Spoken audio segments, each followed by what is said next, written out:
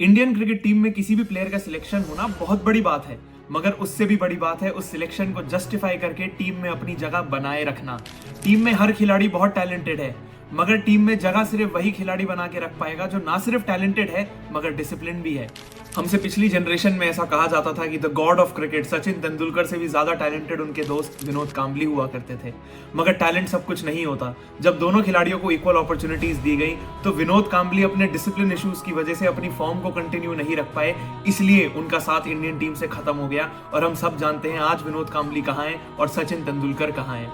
हमारी आज की जनरेशन में कहीं ना कहीं ऐसा ही एग्जाम्पल पृथ्वी शॉ के लिए भी दिया जा सकता है, जो एक समय पे under 19 world cup winning captain थे। ऐसा कहा जाता था कि आने वाले समय में ये भारत के सबसे बड़े बैट्समैन बनने वाले हैं, जिनके पास सचिन तेंदुलकर की टेक्निक है तो वीरेंद्र सहवाग की एग्रेसिव इंटेंट है। जहां हर इंडियन क्रिकेट फैन एक संतुष्टि के साथ रहते थे कि हमारी आने वाली पीढ़ी में पृथ्वी शॉ हमारे बैटिंग लाइनअप को लीड करेंगे।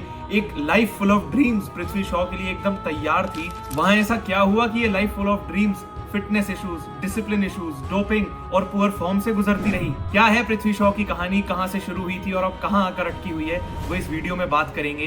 क्या आने वाले समय में कोई कमबैक की अपॉर्चुनिटी भी है, ये भी इस वीडियो में बात करेंगे, तो एंड तक जरूर बने रहिएगा। जहां पृथ्वी शॉ का क्रिकेटिंग करियर महज 14 साल की उम्र में टेक ऑफ कर चुका था, मुंबई की हैरिस शील्ड ट्रॉफी में 546 रन सिर्फ एक ही इनिंग में बनाकर, स्कूल क्रिकेट में एक वर्ल्ड रिकॉर्ड बनाकर वहां सबको समझ आ गया था कि इंडियन क्रिकेट को मुंबई से एक और महान बैट्समैन बनता हुआ दिखाई दे रहा है, जो आने वाले समय में इंडियन क्रिकेट में तहलका मचाने वाला है। एक बार जब 14 साल की उम्र में पृथ्वी शॉ का करियर टेक ऑफ कर चुका था, तो उसके बाद अंडर 16 क्रिकेट, अंडर 19 क्रिकेट, हर जगह उनका खूब नाम हुआ।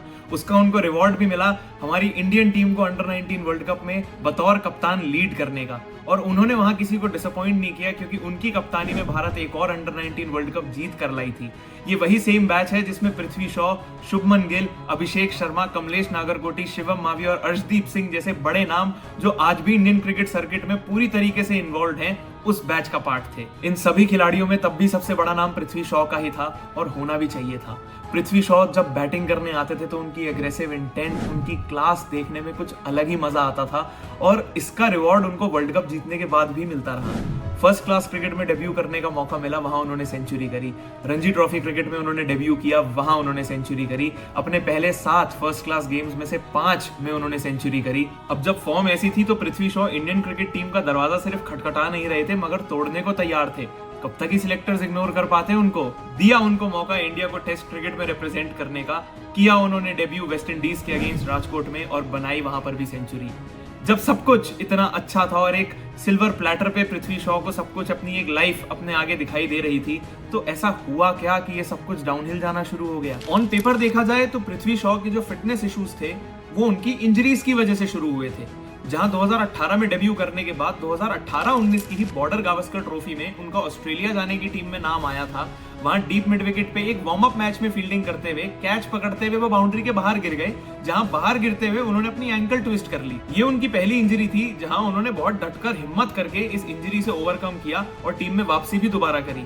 मगर अब शुरू होती है रियल प्रॉब्लम, क्योंकि फिटनेस इश्यूज अगर आपकी इंजरीज की वजह से शुरू हो रहे हैं तो इंजरी के लिए तो आपको कोई ब्लेम कर नहीं सकता। आप खेलकूद कर रहे हैं तो इंसान गिरेगा भी, चोट भी लगेगी, पर वहां से रिकवरी भी हो जाएगी। तो मेरा ये मानना है कि पृथ्वी शॉ की लाइफ के डाउनफॉल का रीजन उनकी इंजरीज नहीं मगर उनका डिसिप्लिन ही है। क्योंकि 2019 में ही जो सबसे बड़ी खबर उनके करियर में आई थी वो ये थी कि वो 8 महीने के लिए जब बैन हुए थे बीसीसीआई से, तो वो डोप टेस्ट में फेल होने की वजह से हुए थे।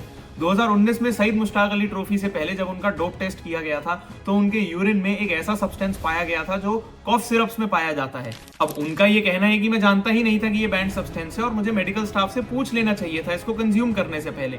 और बिल्कुल ठीक बात है, जब हमारी आज की जनरेशन के हर खिलाड़ी इतने कॉन्शियस हैं कि वो क्या खा रहे हैं, क्या पी रहे हैं, तो वहां जब आप एक ऐसी चीज कंज्यूम करने से पहले नहीं पूछ रहे हैं तो कहीं ना कहीं आप जरूर जानते थे कि ये एक बैंड सब्सटेंस है। मगर अब आप वो अपने पर्सनल गेन के लिए उसको कंज्यूम कर रहे हैं और पूछ नहीं रहे, तो आप जरूर जानते थे कि वो एक बैंड सब्सटेंस है। इंजरीज किसी खिलाड़ी को पूछ कर नहीं आती, इंजरी किसी को भी कभी भी हो सकती है, क्योंकि वो एक गेम का पार्ट है। मगर डिसिप्लिन एक खिलाड़ी की अपनी चॉइसेस होती हैं। सही गलत में फर्क करना एक खिलाड़ी के अपने हाथ में होता है। और कहीं ना कहीं पृथ्वी शॉ का करियर जो इंजरी से थोड़ा सा हिंडर हुआ था, वो उनकी डिसिप्लिनरी चॉइसेस की वजह से बिल्कुल ही रुक गया। अपने करियर के इस टाइम पे वो बहुत क्लोजली रिकी पॉन्टिंग के साथ दिल्ली कैपिटल्स में काम कर रहे थे, जहां रिकी पॉन्टिंग उन पे कड़ी नजर लगाकर उनके साथ काम करते थे। अब जब 2020 में पृथ्वी शॉ ऑस्ट्रेलिया में खेलने गए थे तो वहां रिकी पॉन्टिंग ने कमेंटेट करते हुए ही उनकी कुछ गलतियां पॉइंट आउट करके बता दी थी। अब अगर रिकी पॉन्टिंग कमेंटेट करते हुए वो गलतियां उनकी बता रहे हैं, जहां उन्होंने कहा था कि उनकी टेक्निक ऐसी है कि भले ही उनका सर बॉल के नीचे आता है मगर पैर बॉल की लाइन में नहीं आता, जो बैट और पैड के बीच में एक गैप क्रिएट करता है, जिसकी वजह से मिचेल स्टार्क और पैट कमिंस अंदर आती हुई बॉल पे पृथ्वी शॉ को आउट कर सकते हैं। अब जैसे ही ऑन एयर रिकी पॉन्टिंग ने पृथ्वी शॉ के लिए बात बोली थी, उसकी अगली ही बॉल पे मिचेल स्टार्क ने उसी एग्जैक्ट तरीके से पृथ्वी शॉ को बोल्ड मारा था। तो कहीं ना कहीं ये बात वो दर्शा रहा था कि रिकी पॉन्टिंग के कॉन्स्टेंटली पृथ्वी शॉ के साथ काम करने के बाद पृथ्वी शॉ अपनी फॉर्म में, अपनी टेक्निक में वो बदलाव नहीं कर रहे थे जो शायद उनको इंप्रूव करने के लिए हेल्प कर सकती थी। इस सीरीज तक भी किसी को समझ नहीं आ रहा था कि पृथ्वी शॉ के साथ आखिर हो क्या रहा है, मगर धीरे धीरे जब सबने पृथ्वी शॉ में फिजिकल चेंजेस देखने शुरू करे, वो उनका वेट गेन हो, उनके फिटनेस इश्यूज हो, उसी के साथ सबको समझ आने लग गया कि शायद पृथ्वी शॉ अब वो खिलाड़ी है ही नहीं जो 2018 में इतने प्रॉमिसिंग साबित हो रहे थे। उनकी आईपीएल में डिप करती हुई फॉर्म, 2022 के योयो टेस्ट में एनसीए में फेल होना, ये सब कुछ एक सबूत था कि पृथ्वी शॉ शायद अब वो खिलाड़ी है ही नहीं जिनको हम देख के सोचते थे कि ये आने वाले टाइम में हमारी इंडियन क्रिकेट के बैटिंग यूनिट को लीड करने वाले हैं। अब मेरा ऐसा मानना है कि ये खिलाड़ी अपनी पुअर फॉर्म से, फिटनेस इश्यूज से, हर चीज से ओवरकम करके टीम में वापसी जरूर कर सकता है, मगर जब डिसिप्लिन एक बहुत बड़ा इशू बन जाता है तो उसके बाद आप किसी खिलाड़ी को कंट्रोल में ला ही नहीं सकते, क्योंकि ये सिर्फ एक खिलाड़ी की अपनी चॉइसेस नहीं है, मगर वो जो भी कर रहे हैं वो बोर्ड देख रहा है, पूरा हिंदुस्तान देख रहा है,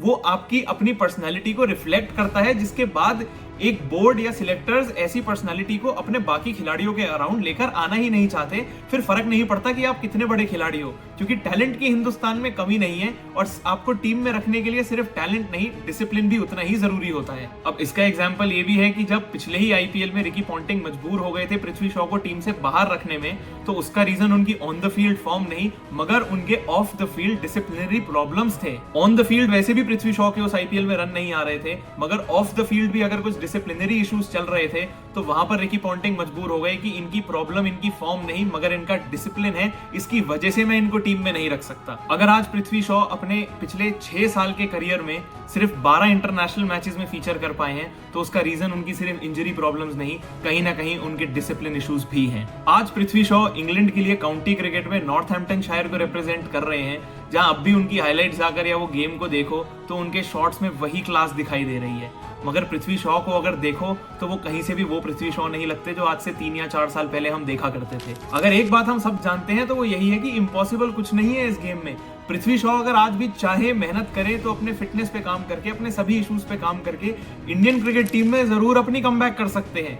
मगर बात वही है कि वो जर्नी अभी आज जिस पॉइंट पे वो है वहां से बहुत दूर लग रही है, क्योंकि जो एक समय था जहां पर पृथ्वी शॉ हमारी इंडियन बैटिंग यूनिट को लीड करने के लिए, ओपनिंग करने के लिए नंबर 1 कंटेंडर थे, अब वहां शुभमन गिल है, ऋतुराज गायकवाड़ है, अभिषेक शर्मा है, यशस्वी जायसवाल है।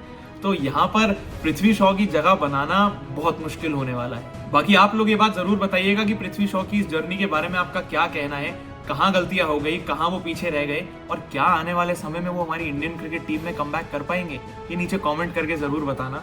वीडियो पसंद आई हो तो लाइक जरूर करना। ऐसी और वीडियोस के लिए चैनल को सब्सक्राइब करना मत भूलना, बेल आइकन दबा देना ताकि आने वाली वीडियोस के लिए आप नोटिफाई भी हो जाओ। मिलते हैं अगली वीडियो में।